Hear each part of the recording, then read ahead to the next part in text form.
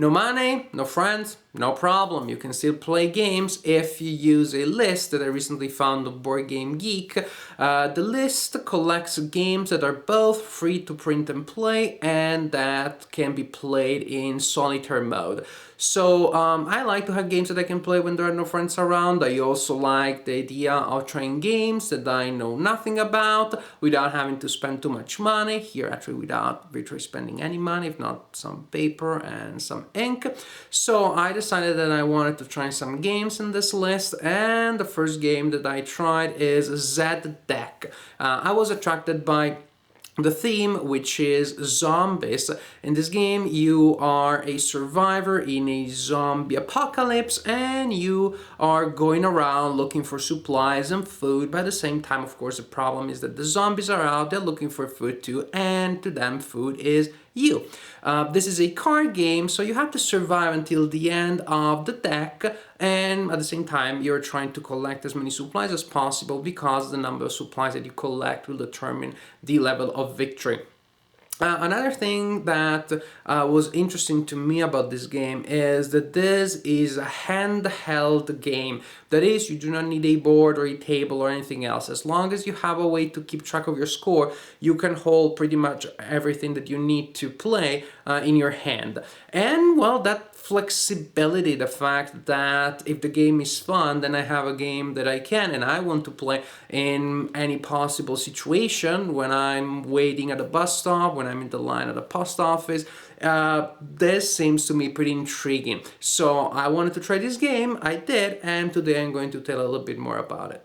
The game revolves around a deck of 54 cards that you need to print and to assemble. Then I also use some dice to keep track of my scores. I use a d6 to keep track of the health of my character. You have 6 points of health in the game. And I use d10s to keep track of the number of supplies that I've gathered during the game. Each card has several pieces of information printed on it. Here you have the run factor, which is used to resolve run tests. The fight factor, which is used to resolve fight tests. This is the type of test that the card forces you to take. It may be a run test, a fight test. Sometimes you're given the choice. Sometimes you're just given one that you have to pass. Here you have the number of supplies that you gain if you pass the test, and then each card also represents a piece of equipment. If you are instructed by a card to draw a piece of equipment, then you draw the next card, you turn it upside down, and now you have a piece of equipment which you can use later for its printed effect. And you can only have one of these at a time, so if you find another one, you have to choose which one you want to keep and which one you want to leave behind. To play the game, you simply shuffle the deck and you start drawing.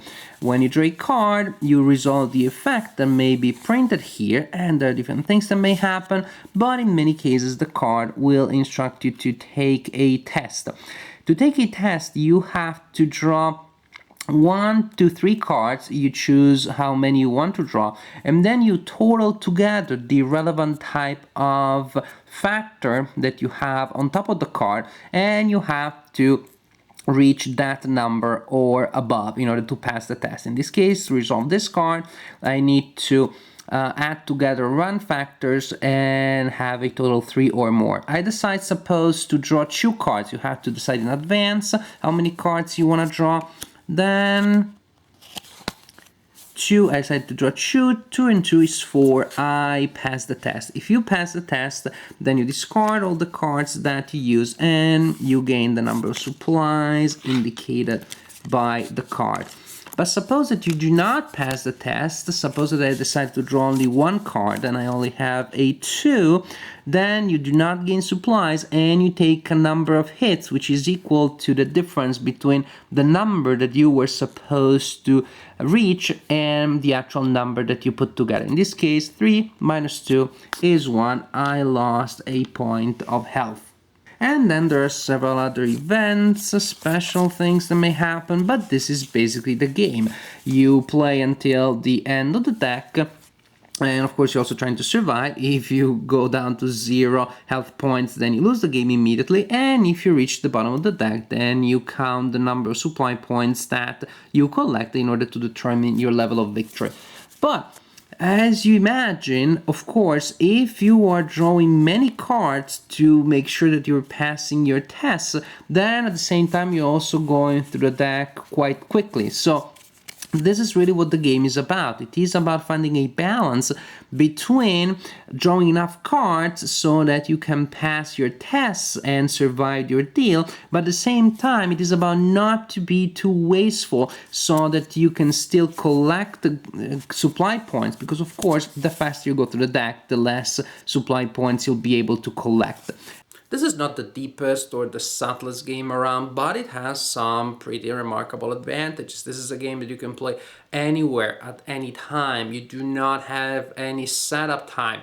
You're waiting for a friend and the friend is 5 minutes late, then you can start playing the game, and when the friend shows up, then you just put it back by turning all the cards that you already used the other direction, so you can tell them from the cards that you haven't used yet, and you can resume the game at any time. A game that you can take out of your pocket, play a little bit and put it back in is, to me, quite an achievement. Also, for a game that is so simple and so linear, it still has enough decisions to keep things interesting, to give me the sense that my decisions matter. I do not know that that is the case, by the way. Sometimes I really wonder if this still is completely and entirely luck, but who cares? The game, if that is the case, the game still manages to fool me, and I'm okay with that. I'm okay to be fooled when I'm having fun during the process and when the game is for free. So I do not look too deep into this. I don't wanna wake up and then the dream is over. So I'm enjoying this game. In the recent nights, my daughter has had trouble sleeping, and she sleeps mainly if she is on my lap. Well, guess what? Now I have a game that I can play even in that situation where clearly I don't have much mobility, I cannot roll dice, I cannot do much. I just draw my cards and I'm playing my game. My daughter is snoring and being happy. Everybody wins. So this is a game that has some remarkable advantages. I suggest you print your copy and try it out for yourself.